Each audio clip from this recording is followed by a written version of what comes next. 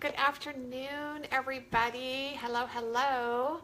I am so excited to be here this afternoon with you guys and get to share with you one of my favorite finishes. I think a lot of you probably know that this is actually the finish that I did on a piece of furniture that's in my office. Okay, so this is the bronzed patina that you guys are going to learn today, and it's just a really, really cool finish.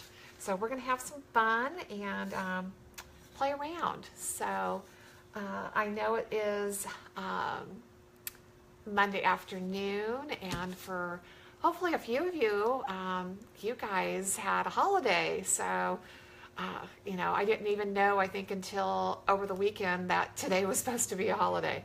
Surprise, surprise to me. But that's okay. We had plenty of work here to keep us busy, so there was going to be no day off no matter what. So welcome. I see Tammy is on here with me, and Agnes is joined, and anybody else that is coming on, say hello. So let me know, to you guys, did somebody have a day off, or did you guys all get to work like I did? So let me know. And we're going to wait a couple minutes to see if anybody else pops on. And if not, I'm just going to get started. So no big deal. So this is where we're aimed. Okay, this is where our finish is going to be. And it is an awesome finish. It's not only, it's great for furniture. It's great for cabinetry. It's great to create like a hammered metal look for like doing the vent hoods over a stovetop. A lot of people have used this technique for doing that as well. So if you're looking for some inspiration with this roller when we're done, definitely hit the Faux Rollers page or hit my business page, and I'm sure you guys will find some extra pictures. So we're going to get going. And yes, it's a little cold in Huntington Beach. You know, anytime it gets a little cold around here, you guys, I actually throw on a sweater that I normally don't get to wear on a regular basis. So I got my Uggs out, I got a sweater out. Even I was on a conference call with my daughter today, and she goes, "Is it cold there, Mom?" She was cracking up at me because I'm like, yeah, I'm bundled up. It's windy, it's cold. We're down into, I don't even know if we hit 60 today. So yeah, that's cold for us. Okay, we pull out our Uggs if it goes below 60. So yeah, we're a bunch of wimps here, you guys. Welcome, Pamela. Thanks for joining. So who else is here? I see Tammy, Agnes, Pamela. Who else is on here? Mary. Yay. Okay. So I'm going to roll up my sleeves. I definitely wore something nicer than I probably should have, but like I said, it was cold this morning, and I've been cold all day, and hopefully I don't ruin my shirt. Yeah, I know, Tammy, I know. My daughter, we were like the reverse. She goes, "I'm sweating.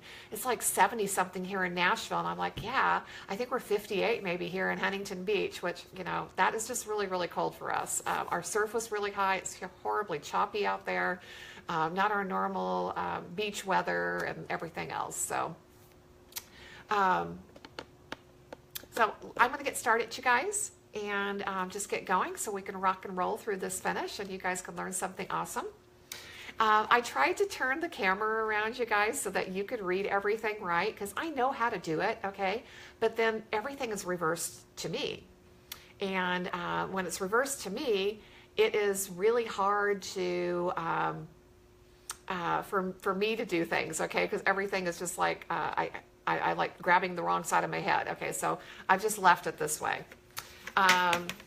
Okay, also, you guys, I can't help what Facebook says on these live videos here in our painting group, but just a simple reminder, please, no sharing outside this group. This is a no share group, okay? You shouldn't be able to, but please don't even try, okay? This is your paid group, and no videos or techniques that are taught in here should be shared outside, okay? So please remember that.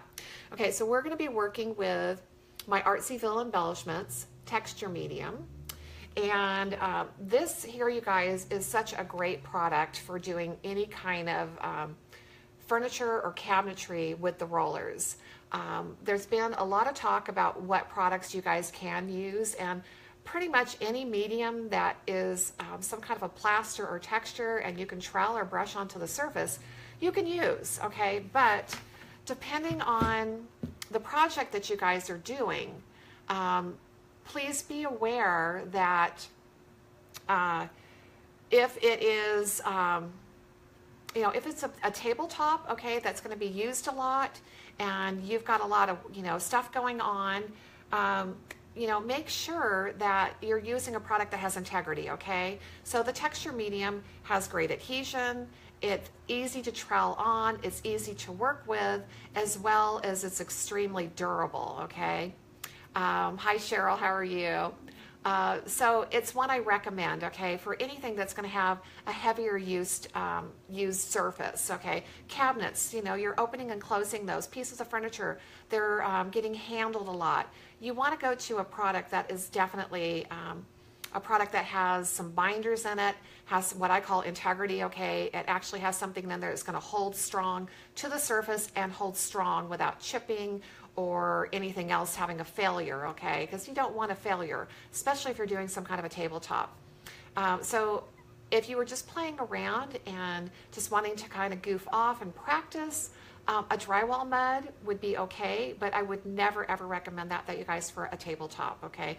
And I wouldn't recommend it for a vent hood, okay? Not that it's going to get a lot of use up there, but it's also going to get heat and other things, and I'm just kind of not sure that would be my recommended. But if I was doing something on a wall, and the walls aren't really going to get touched, they're not going to get handled, there's not the abuse possibility or handling possibility of some of these other surfaces. So kind of look at the material that you're using and make sure you've got something that is going to hold up for you and your project, okay? So I'm going to go ahead and tip the camera down here so I can get off my little speech about product and get on to actually working.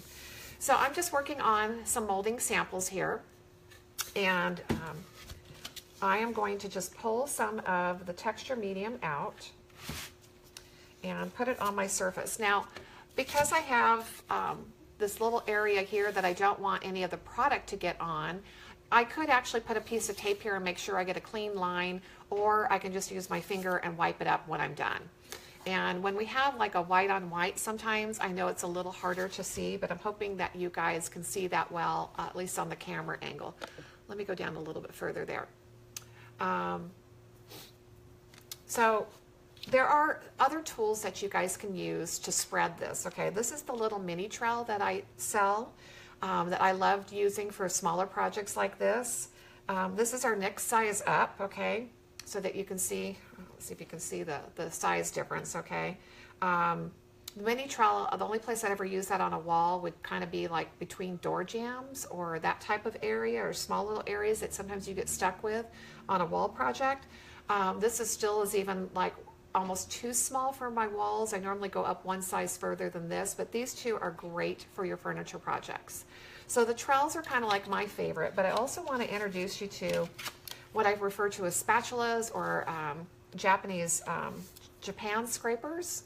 And also your good old hotel room keys make a pretty decent little trowel also.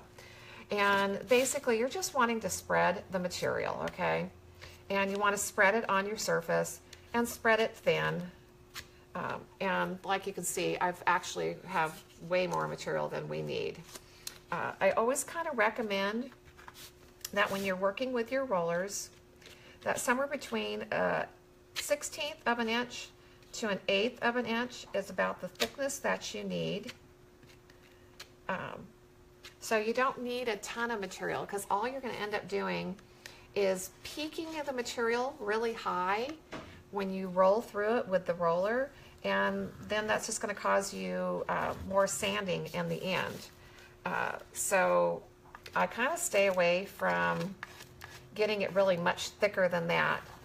Not unless you're really looking for a particular look, that would, is why you're possibly going to the thicker material. And I'm not saying anything is wrong, you guys. You have your own creative license here. So however thick you want it, but you're going to find that you're just going to cause yourself less headache using a thinner application, okay? So I'm just using the Japan scraper, okay? We actually now sell these, okay? We've got sets They come in a set of 4 of different sizes, and I think they run around $18.95, okay? And then once you have it on there where, trying to get that where you guys can see, okay, there are some imperfections, you guys, but I don't have a lot of lines through the product, okay?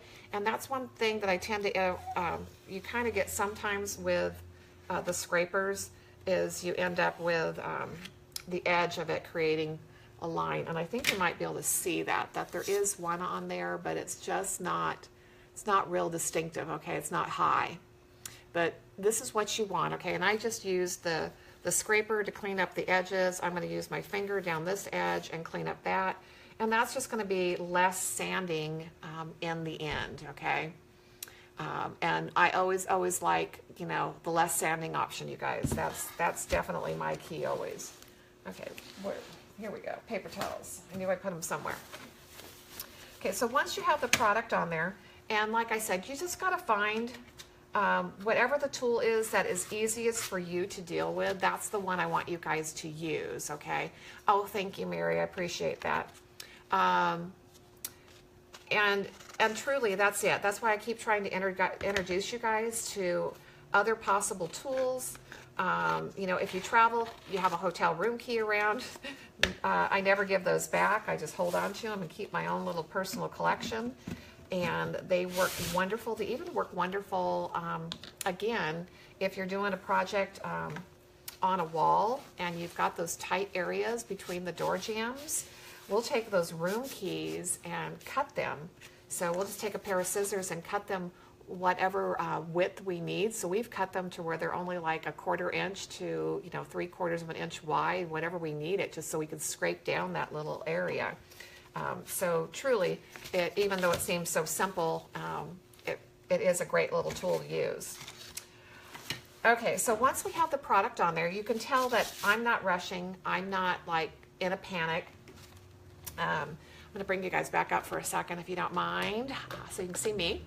And you've got time to work with this. That's the other great thing about texture medium. It doesn't dry that fast that you have to get it on there and panic and feel like you got to get right back to it.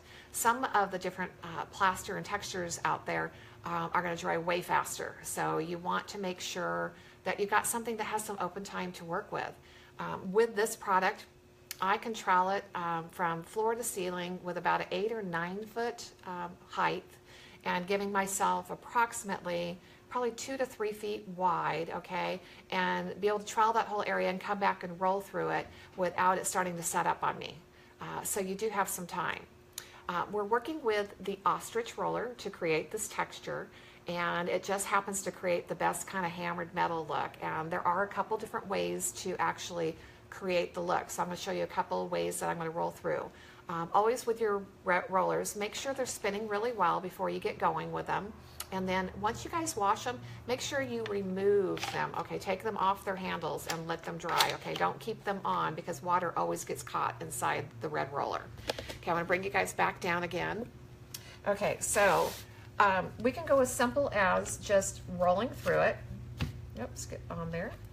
And I can roll through it just once, okay, if I wanted to. Okay, I want to make sure you guys can see that well without a glare being on there. Okay, so I could just roll through it once if I want. But to me, that just doesn't have as much of a hammered metal look, okay? So I normally will go ahead and roll through it several times. So it gets a little bit messier, okay? And then you can either leave it up peaked the way it is, or I can take the side of my trowel and with a very, okay, so I've got a slight angle, okay? My angle is probably, I'm not sure what the degree of that is, okay? I'm definitely not at 45, but I'm probably about 1 finger width away from the surface, and I'm barely allowing it to drag over the top. And all that does is flatten out some of those high peaks, so you kind of have this more pitted looking hammered metal going. Okay, so everybody kind of has their own different approach to how many times they like to roll through it. And if they like to keep it more messy and peaked, or like I said, you can go ahead and use the side of your trowel and kind of bring those peaks down, which just kind of softens it a little bit. And I did a couple of different samples here. This is one that I've already started, and this one here, I left really messy and really peaked. Okay, so it's extremely rough right now. And that's, you know, again, it just kind of depends on what kind of look. So I do suggest maybe trying both ways and making samples and determining which one is creating the best look for the kind of hammered metal that you're trying to accomplish. Okay, at this point, I'm going to leave this one, okay, and I would allow this to just dry, which would take a couple hours, especially as cold as we are here today, okay? So that would definitely take some time to dry. Okay, this one here was done the other day, so it is dry and it is hard, you guys. That's one thing about this product. It is very, very hard. So at this point, I'm going to take some sandpaper, and I have a 120 grit, okay? And I normally always use my mask and mask up, and I'm going to sand. Okay, and I left this one for the video because I wanted you guys to see how much I sand, that I don't go like crazy. So I sanded that for a few seconds, okay, and I'm going to fill it with my hand. All I'm looking for is to make sure that those peaks are knocked down and that it's not so like rough to touch that I would like hurt myself. Like this side over here is still really rough.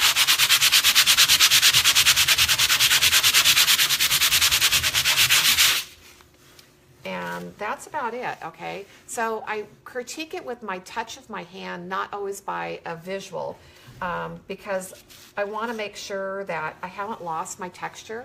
I've got that great texture. I just don't want it to be like so rough, like I said, that it's going to hurt somebody, okay? And then if by chance I didn't clean up that edge really well, then you can just get your sandpaper along that edge and kind of clean off any excess that went up onto the moldy section, okay? And let's see if I can get my mess over to the side, okay? And not have that all over my table. Okay, so let's get that cleaned up. We normally try to take our sanding projects outside and do them out there so that we don't create that mess inside the studio. But for today, we're breaking the rules, okay? Because taking you guys outside is just not a good thing, especially on a windy day. Okay, so we've got some great texture, and hopefully you guys can see that really, really well. Isn't that awesome?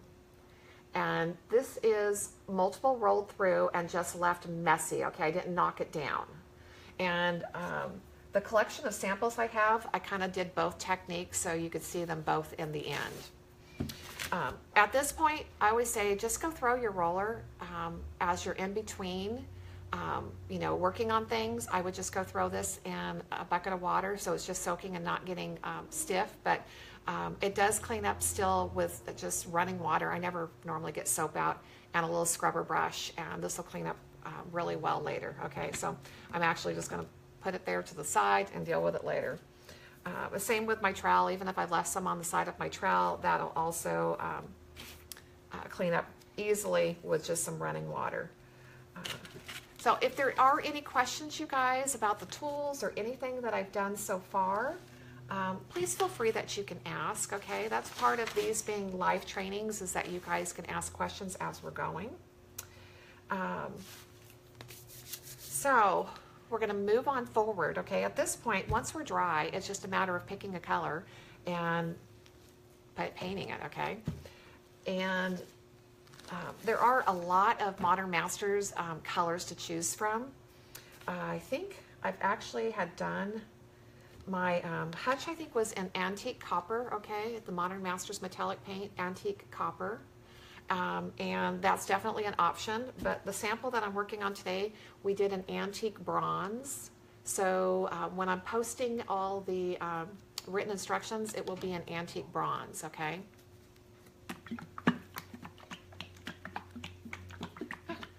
No problem, Sheila. You can always get caught back up, okay? Finish with us now and then just watch the beginning to catch up on anything that you missed. That's awesome. So glad you're here. Okay, so of course, with Modern Masters, my lids always get stuck, okay? And okay, we're gonna have to do a little hitting on a harder surface. That technique, you guys, pounding this on the cement floor, be careful. I never pound too hard. If I have to pound harder than what I just pounded, I normally will go into the sink and run hot water over it instead because I've cracked my lids and it's a bloomin' mess, okay? So you don't want to do that. Okay, so it has opened for me. Okay, hallelujah. But do not fill that antique bronze or antique copper. Was that the two that I've used lately? Yeah, antique copper, and today we're using the antique bronze. There's copper, there's quite a few different colors to actually choose from. So feel free to, you know, adapt the recipe to whatever it is that you need, okay? And just make it work for you. So I'm going to bring you guys back down, okay? All I'm doing here is I'm just into the, I'm going to keep figuring which direction, antique bronze, okay? And I'm just going to paint, okay? I'm using just a regular artist wash brush, okay? I love these brushes. They just put the paint down so nice and smooth. And I'm actually having to kind of work almost like in a swirling motion because I'm trying to get it down into all the texture that I don't end up with what I refer to as a holiday when I'm painting the color on. So I am trying to work it into all that texture and get 100% coverage. And the other thing about Modern Masters metallics is they have a little guide on the side. So when they tell you the name, they tell you the number, and they also tell you if it is semi-opaque or if it's an opaque or translucent, okay, I think are the different levels. So that kind of gives you a guide that if you're using an opaque color, you should be able to get almost full opaque coverage in one layer, okay? Not that I ever leave anything with one layer, but you shouldn't have to normally paint 2 or 3, okay? Semi-opaque normally always is going to mean it's going to take me 2, possibly 3. Some colors just have better coverage than others, but with this particular one, 2 coats was just fine, okay? So as long as I'm getting it in all the holes, all the texture that I created, then 2 coats will be fine. The other thing with working with this product is Modern Masters has, I mean, it's metallic, so it has what's called a memory to it, okay? As you're brushing it, it's laying the metallic down in one direction. So if I want to try to get it to where I have no lap lines or no distinctive brush stroke, the best way to do it is to brush all in one direction as you see I'm doing. So don't go this way and this way because it's going to lay the metal particles down that direction. It's going to bring the metal particles back that direction. And if by chance in the end you might see that. So you're always better off bringing it all one direction, and you'll see less brush stroke with your painting, okay? So hopefully you guys can see that. It's a beautiful, rich color. And even though it looks like it has good coverage, you guys, definitely go for your second coat. Don't leave it with one coat. There could be a slight holiday. You might have some of the base white showing through, or you're just going to have some lighter spots. So I always go for my 2 coats and just take the time to put the product on. It doesn't take that long, and you're just going to have way better coverage, okay? So here is one where I did take the trowel and I knocked all the highs down before it dried, okay? So I took the side of the trowel and softened it, okay? Whereas this one here had been left up and more peaked. So there is a slight difference in the look of the technique. And like I said, it's not a bad idea to go ahead and make a couple samples and figure out which of the technique is best for your project, okay? So that one is going to dry, and this one we can continue to move forward with. So I have 2 coats of the metallic already on. Just trying to have things stepped up so you guys aren't just waiting and waiting, okay, and watching. And the next thing that we're going to do is go ahead and put on our contrasting color for our trim here, okay? Since we have a piece of molding, and with this, you can put your color down in first or last, okay? So I'm going to show you 2 ways that you can actually add the color, because not only are we going to add it to our trim, we're going to add some of the color to the over the metallic to kind of give it like a patina look. So the color that I'm using is Old 57 by Debbie's Design Diary DIY paint, okay? And all I'm going to do is just put it on the trim edge for some contrast.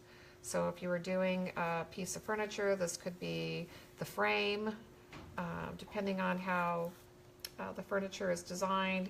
You could be just doing like a center panel maybe of your drawer fronts, and then trimming them out in another color. You're going to always find that all of your teal colors work really, really well with your bronze and your, with your bronze, with your coppers. All of them look really good. So once you get one coat on there, I'm just going to kind of dry brush on some of my leftover paint, okay, and just let that be it, okay. So really messy, no big deal. And I'm going to get another one going here, and we might actually have to get out a blow dryer and speed some of this up, okay. So just messy, don't worry so much about it. We're going to make it look better in the end, okay. Sheila, I don't think teal's going anywhere. I've had a girlfriend that has been a lover of teal for, oh my gosh, 10 or 15 years. We used to laugh at her because she said everything was better with a little teal, okay? I don't see it going away. All I'm going to do here is put on a second coat of my trim here, okay, because I know I only had one coat.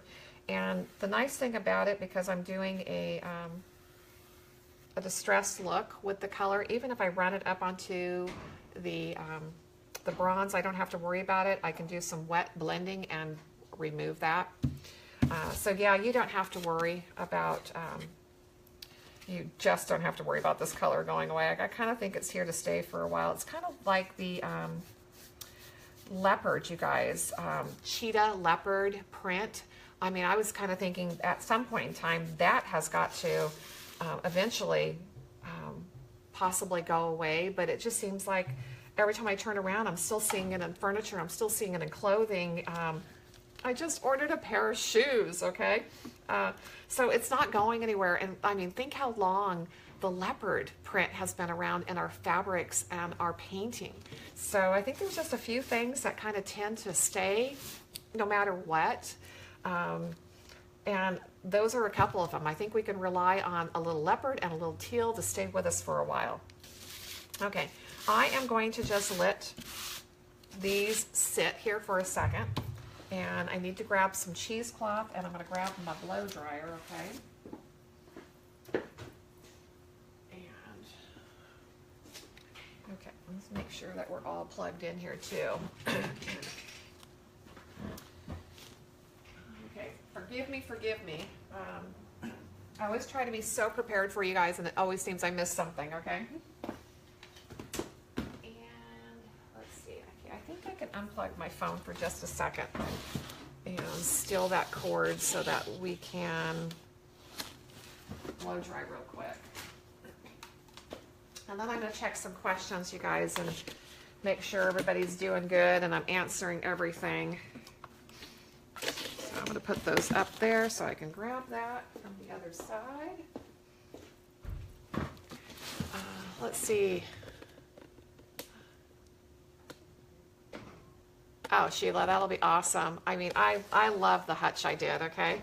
At some point in time, I think I threatened to even bring it home, but I love it here, okay? We're in the midst of, everybody thinks I need to redo all the furniture in the house, so I'm kind of doing one piece at a time. We'll see how far I get in the next year, okay? Okay, so I'm going to hit this all with a quick blow dry. Sorry for the noise, guys. Nice thing about the chalk paint is it dries so quickly that this doesn't really take too much time. Other than that, felt really good. Okay, it was warm air.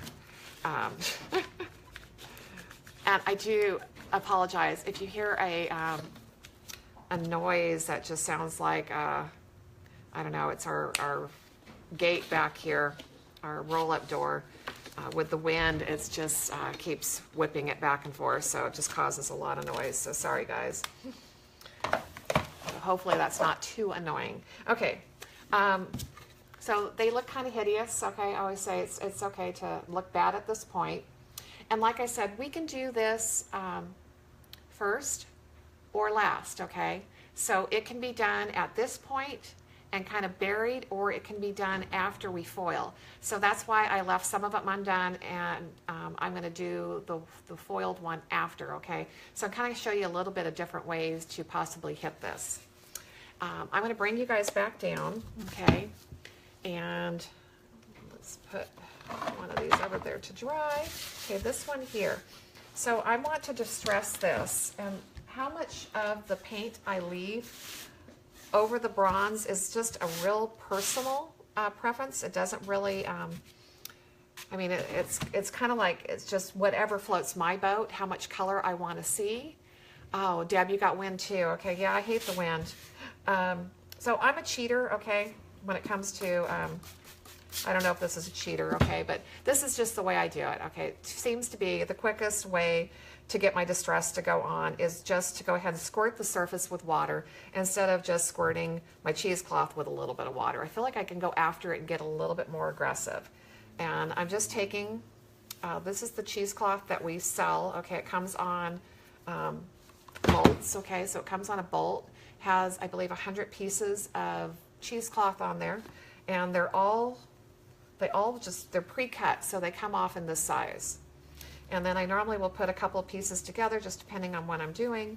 And as the water is sitting on here, it's going to reactivate that paint, so then I don't have to work so hard. And then I can determine how much I want to remove and how much I want to let sit back into the nooks and crannies. And that's basically where I want it, okay? So you can see that it took off a lot of color. I'm just going to kind of dab off the excess water because I really don't want to remove, I think, any more of that. And then wipe off the highs a little bit. Now the one thing about doing this at this level, okay, when I come back and foil over the top, it's buried, okay? So it's only going to be in the low areas, and even if I left some of it on the flat high area, it would get buried with my foil, okay? So I can hide some of that. So I have a tendency to determine if I'm going to put the color on now or put the color on after the foil based on how much normally of the green or the patina I want to see into the bronze or the copper.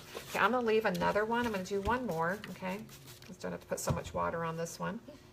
And just let you kind of see that if I try to like just put the water on and hit it very fast, it's not coming off as quickly.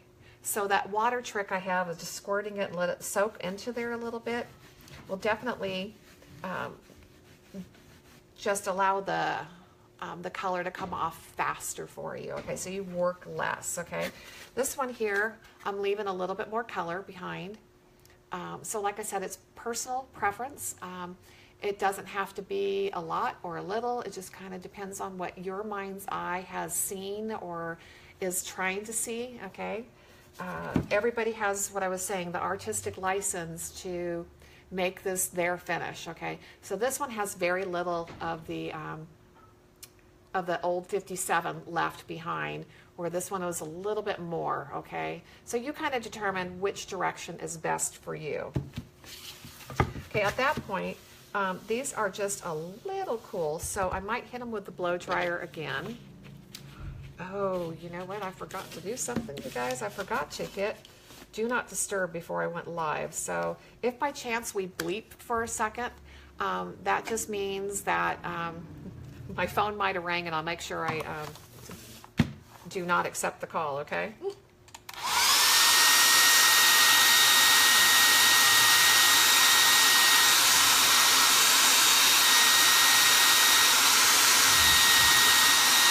Okay, I just wanted to warm those up for just a minute so they're not so cold as I go ahead to put the foil adhesive on.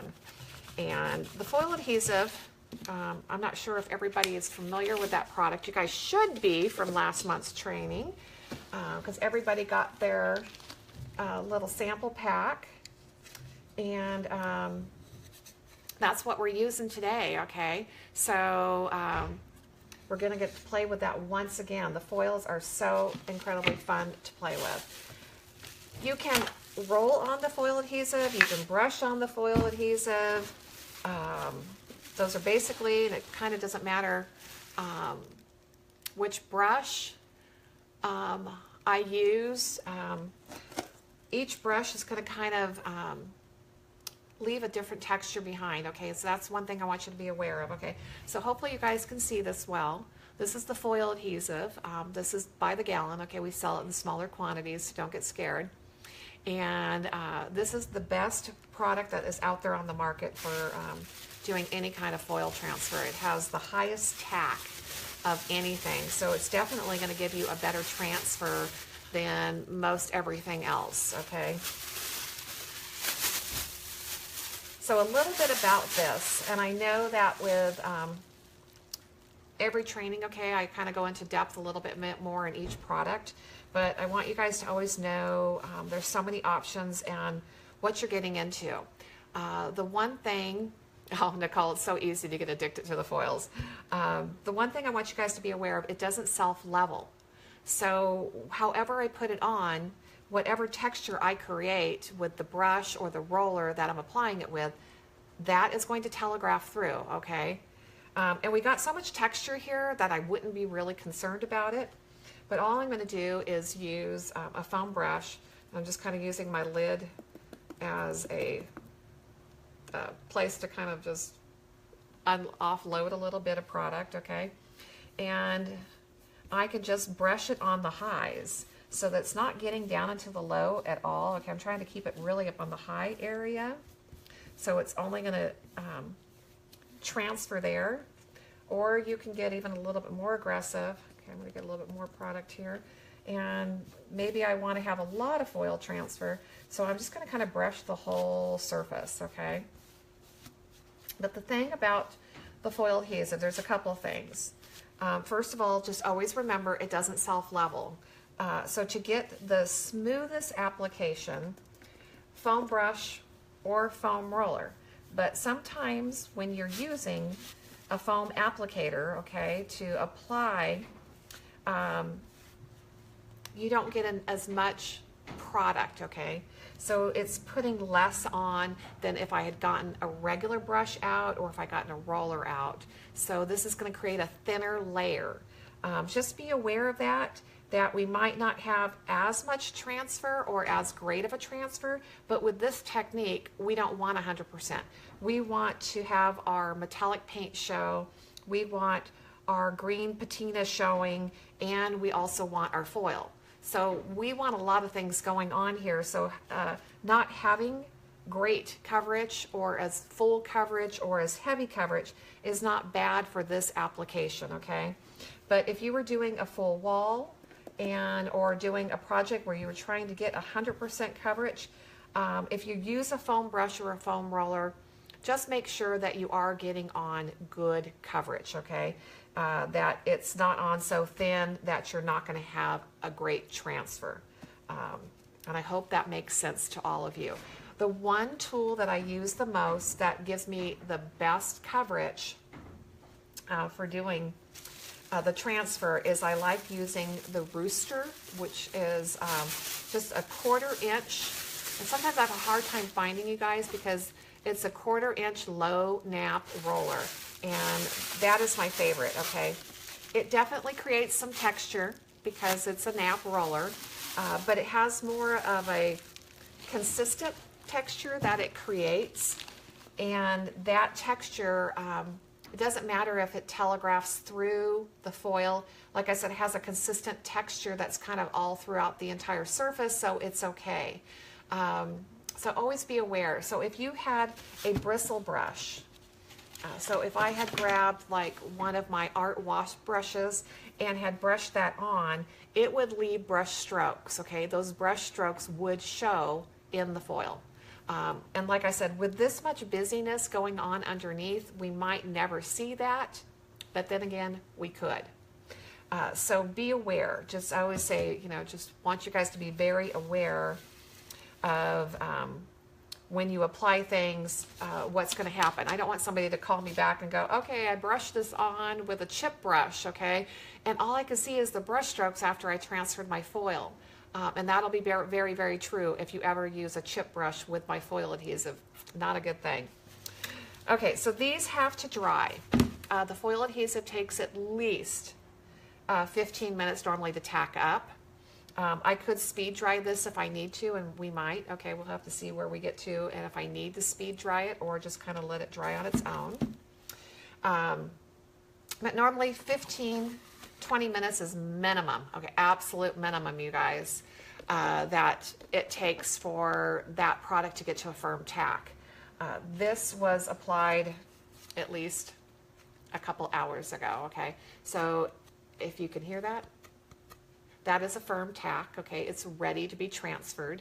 And like I said, this one here, I did not apply my green chalk paint first. I'm going to go ahead and do my foil first and then do my chalk paint over the top. I wanted to show you guys there's different ways that you can do this, and that's not everything always has to be A, B, C, D, E. Sometimes you can go A, B, C, E, D, okay? Not to confuse you, but it just depends on how much of the green I want to show. Normally, if I want more of the patina look, I will do that after the foil instead of before the foil, or be extremely heavy-handed in the before. Okay, so I probably should just leave. I keep having to re-plug this in, okay? I should probably just leave the blow dryer plugged in. And, okay, forgive me for a second, but I'm going to give this a quick little blow dry.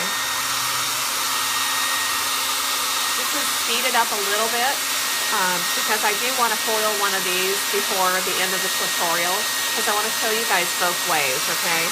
So I'm just going to speed that up a little bit. And like I said, you know, a blow dryer can help and can definitely speed up the process, but normally I like to let everything dry on its own and dry naturally instead of just forcing it, because what we're doing too is we're surface drying it. So the adhesive might be okay on the surface, but it's still wet underneath, and that could cause issues, okay? So when you're really working on a project, if it's cold and humid and damp, you guys, just know it's going to take hours for the foil adhesive to get to a nice, hard, firm tack. I know that it wasn't cold. Maybe, yeah, actually it did get cold. I taught in Houston a few years back, and it got cold overnight.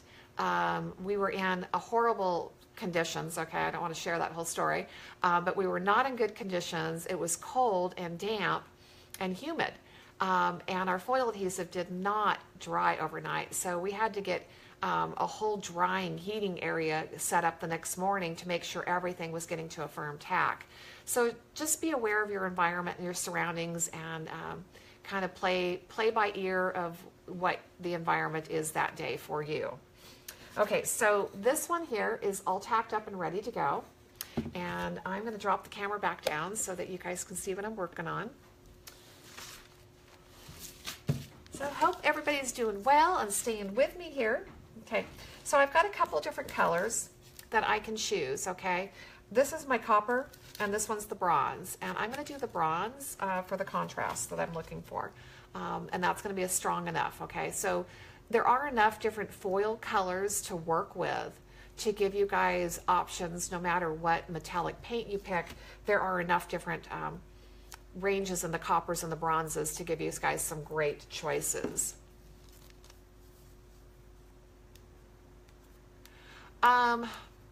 Okay, Mary, good question. So I can sand this down smoother or even use the technique. I think this one is one of the smoother ones. Use the technique where after I rolled in it, I took the trowel and knocked down the highs first, okay, which kind of creates a smoother surface to begin with. But I could also sand down even a little bit more, that I'm not losing the pattern, I'm not losing the design, but I'm smoothing it out a little bit more so there's less physical texture. It's more of an illusion of texture. And definitely I still would be okay on a tabletop. I mean, I do the crocodile on the tabletop all the time. I just sand those a little bit smoother when I know it's going to be a tabletop versus like a drawer front or a hood vent or something that, you know, just doesn't have to be as smooth, okay? So if I was doing drawers, definitely I could leave them more textured as this. If I was doing the top of a dresser, I'd probably go smoother. So depending on what you're doing, but it definitely can work. If you left it really textured, then I'd say a piece of glass would be a good idea. Okay, let's see if somebody's hitting my scissors. Here we go. Okay, so I'm going to cut a piece of foil so that we can, I'm actually going to cut a couple of pieces here. So I love it when my scissors are new and I can just slide down the foil. So we try to keep this one pair of scissors, okay, just one pair of scissors, where we try to keep this from getting used for anything else other than using for our foils, okay? But that's hard around here. Seems like they're always being used for everything, and then I don't have good scissors anymore. Okay, so I've got a couple of pieces cut. And we're not looking, okay, we're truly not looking for 100% coverage. So I'm not going to try to transfer as well as I might on something else. I'm also going to just crinkle it up, because sometimes I feel that if I crinkle them first, I tend to sometimes get a better transfer. So I'm just going to take my terry rag to start with and just do some rubbing, okay? And see what I got. Okay, well, it didn't take much at all. And if you can see the foil, okay, barely anything got removed. So I definitely have to get a little bit more aggressive than that. So I'm going to go ahead and get my scrubber brush, okay? These are wonderful. We have them in stock if anybody's interested. I don't think they've made it to the website yet, but we do have them, okay? But these are great just to get on here. And I'm doing more of a random scrubbing. So I'm not trying to scrub back and forth everywhere, because then I'll end up with a lot of coverage. Now I can kind of get at determining how well it's transferring and peek as I go. So this is a rougher, definitely a rougher surface, okay? And it's like picking up mainly the high. So I can get a little bit more aggressive. And like I said, even using the foam brush versus a bristle brush or the nap roller, you're always going to get less material, okay? And I know that I used that foam, okay? But now we have a combination of, we can see the metallic paint in the background, we can see the really, really high reflectiveness of the foil. And because we've got that transferred already, once you transfer your foil, you're dry, you can go forward, okay? So what we're going to do on this one is that there's really very little stick left, but I hope you guys can see how well that really looks. I just love it when the foil transfers, and then we have multiple metallic finishes interfacing together. So here is where I can go ahead and I'm going to let you guys, hopefully you can see how much of the product actually came off. So it wasn't by any means 100% coverage, okay? This piece could probably be actually used again. So if I needed to be frugal, I could save that. Okay, here we can come back in with some of our DIY paint. Oh, Tammy, thank you. Thank you. It is such a beautiful finish. Believe me, I am absolutely thrilled, like I said, with the piece of furniture that I've done with it. Okay, so let me go ahead and get the water off my brush here. Okay, so my brushes are just sitting in a tub of water over there, so I'm just trying to get the water off. And we don't want a lot, okay, of color. So, like I said, I'm kind of getting back to what I call a dry brush, so I'm just wiping some of that off. And again, I'm going to do that messy application that I did on the other one. And just kind of rub it wherever I want.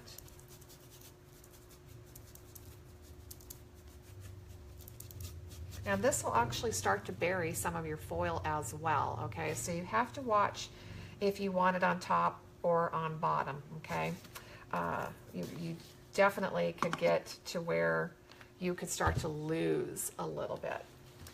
The other thing I like to do when I was playing around with these colors was to also get a little dry brush up on the edge, okay, the molding edge.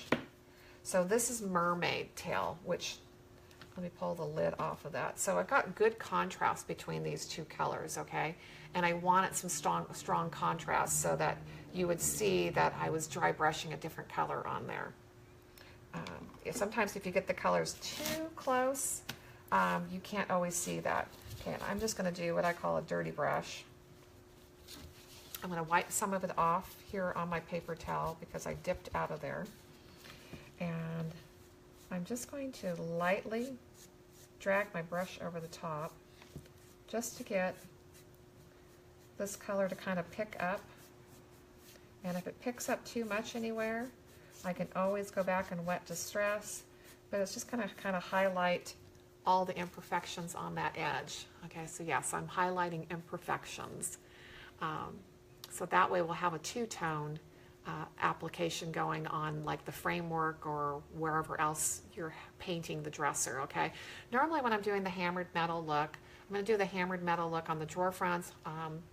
I'll definitely post some pictures of the cabinet that I did because they had a recessed end on it that I did the hammered with a raised stencil. I did the drawer fronts and I did the whole back of the top hutch area. So everything else was painted in this color combination. So depending on how much of the second color you want to come in, you can get a little bit more aggressive as the paint starts to dry and create as much contrast as you want. So whenever I'm working with the DIY paints and I want to do a distressed look, I always allow for them to go on and completely dry before I start playing with them. If you try to come and distress them or wet distress them or play with them before they're completely dry, I tend to pull everything off instead of having something left behind. So I'm going to, again, okay, we just needed to get a second cord back here today. Maybe we're probably charged enough that we don't have to worry about the phone. And we're gonna, again, okay, sorry. Sometimes there's those finishes that you guys do that we have to blow dry more than others. Okay, I try to not do this on camera too much. I'm gonna have to get a heat gun. I think that's quieter.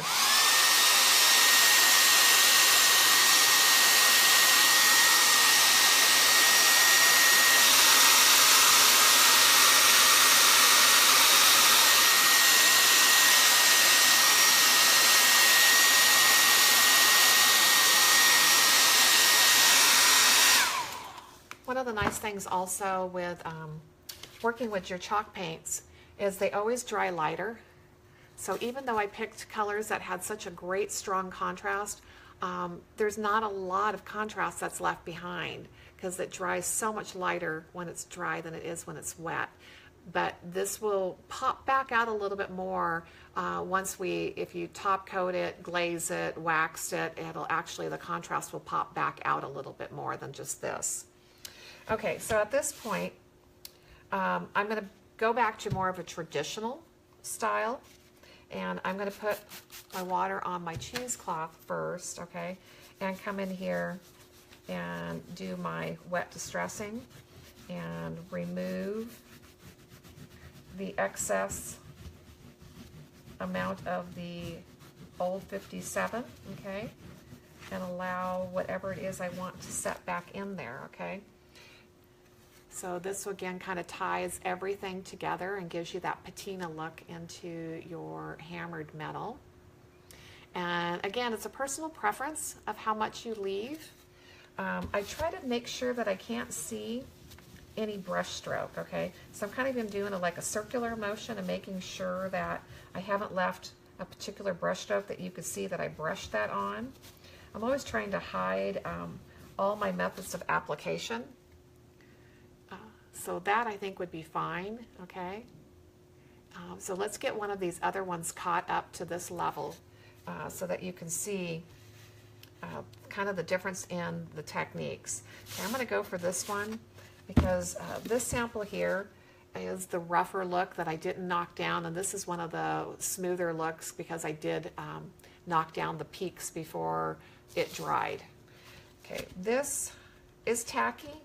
Now, is it truly at what I call the best firm tack? Probably not, okay? It hasn't sat there long enough, but we're gonna go ahead and just go for it, okay? And just gonna lay it on this time, just using my hand. Okay, always test with a rag first, okay? I kind of always rub with a rag and see how much transfer I'm getting. And because this one is a smoother technique than the other one, okay, this one's definitely rougher, that I'm getting a better transfer to begin with, okay, because it has smoother areas to transfer to. When it's really, really rough, that just seems to be the hardest for the foils to transfer. Okay, I'm gonna go ahead and still do the scrubber brush, but I'm not scrubbing with all my might. I kind of want to see how much is transferred and maybe how much more I want.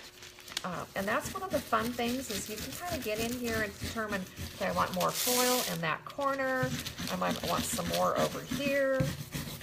I'm going to kind of randomly maybe get some areas that just might have a little bit more coverage. And I think that's probably, whew, okay, that's awesome. So this one definitely is going to be a little bit more blingy, okay, because the foil was transferred after the patina. Where here, everything is getting a little bit more toned down because we transferred the foil and it was rougher, so we didn't have as much foil transferred to begin with, and then we did the patina over the top. So it's kind of knocking down the foil to start. So it's not at its highest sheen. So definitely the foil transfer last is going to give you a really, really high sheen. And I mean, it's great, but sometimes it's a lot, okay? You got to kind of determine how shiny you want things. So knocking the foil sheens down a little bit, toning them, is not a bad thing, and not at all. Once you guys have your foils transferred, okay, and you're dry enough, we just go forward, okay? That's the nice thing, is that there's just not that sitting around and waiting for more dry time, more dry time, more dry time. Today, I'm going to use the General Finishes. This is their actual glaze effects, which is a water-based product. And this is their Van Dyke Brown. It's one of my favorite like pre-made glazes. You can also do any of my glazes and colorants and create and make your own glaze. But if that scares you, this is a pre-made one that just is nice to work with. All you do is open the lid and try to get a stir stick here. Okay. I know there's one around here. It's really big. But I'm just going to stir this up and make sure that the product is mixed. But you know, if you have any of my glazes, those will work wonderful. If you don't have a glaze to work with and you've never bought one before, this is a wonderful color to work with. Van Dyke Brown is kind of like one of my favorites. and it'll just age, antique, tone. It's going to kind of do everything, okay? As far as this edge up here, if I'm happy with my dry brushing in a positive application, I really don't have to do anything.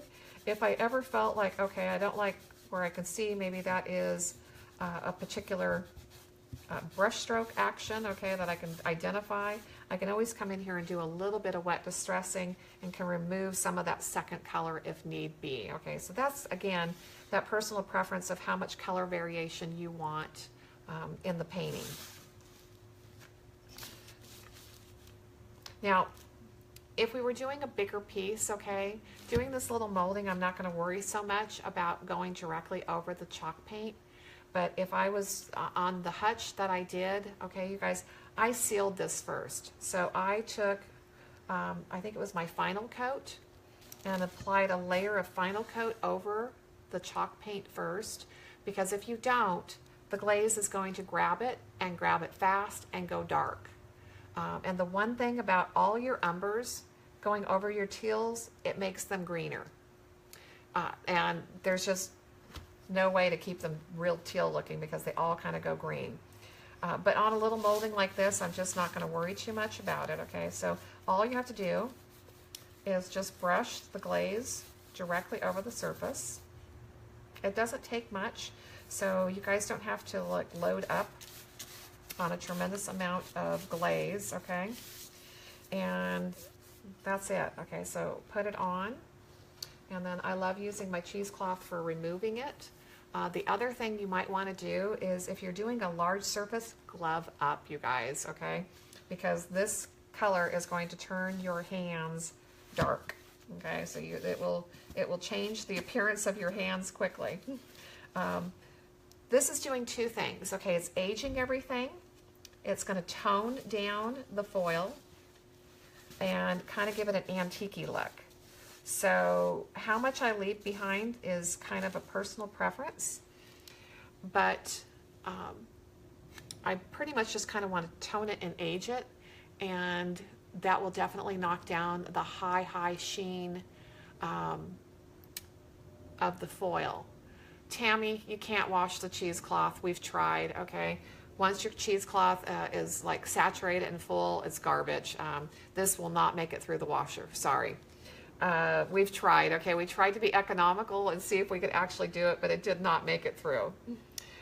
So I kind of wanted to give you guys just before and after of what the glaze is going to do, okay? You see how much it makes it deeper? It still has it very rich. You still have your foils coming through. It's just not as shiny, but look at the top edge of, we've went from blue to green very quickly with that umber color. If you don't want to lose your teal, then I would definitely just top coat that part of it and not glaze over that part of the cabinet, okay? Yeah, I know, lots of laughs, Tammy. That's funny. Yeah, we've tried.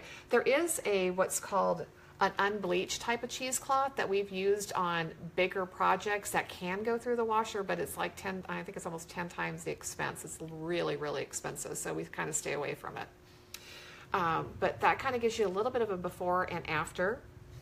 So on this one here, I'm going to stay off my, my top edge. I'm going to try, okay? Let's see how well I can do that. Let's see if I can keep the glaze off of that edge.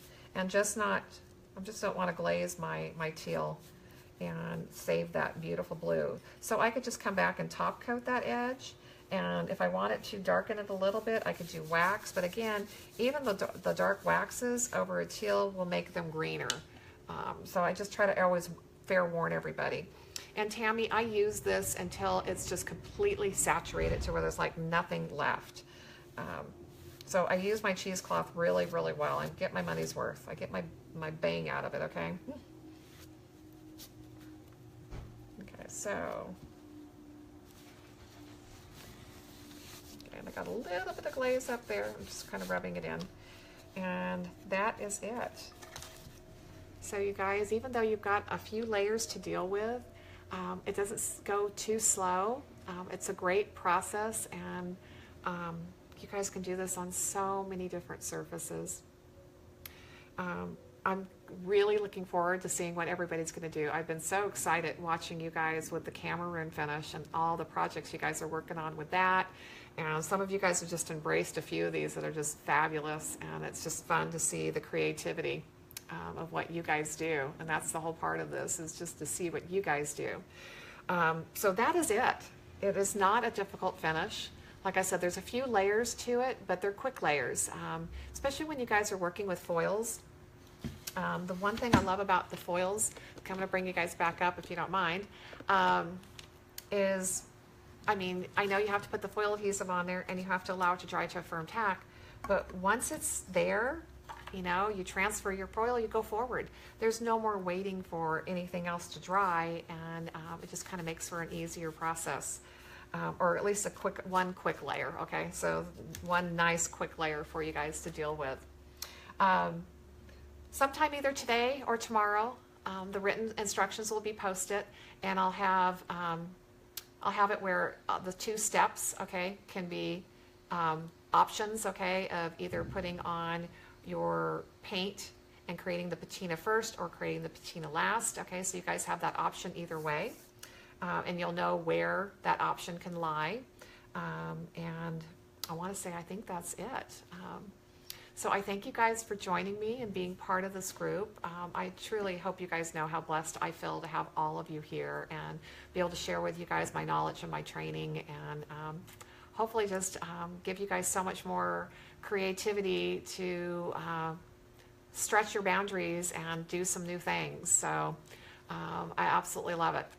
But thank you guys for being part of this group and being part of today. And know that this will be posted into the room until the end of the month, and you guys will each get your own personal email that will have all your links and everything as far as written instructions in it will be mailed directly to you guys via Ashley. So make sure you put Ashley in your acceptable people to receive emails from, so she doesn't bounce, okay? So make sure you get her in there and that she is one of your friends, accepted friends, okay? That way she can email you guys everything. Once again, you guys, thank you. Thank you for being part of this, and you guys just have a blessed day. We'll see you soon. Bye-bye.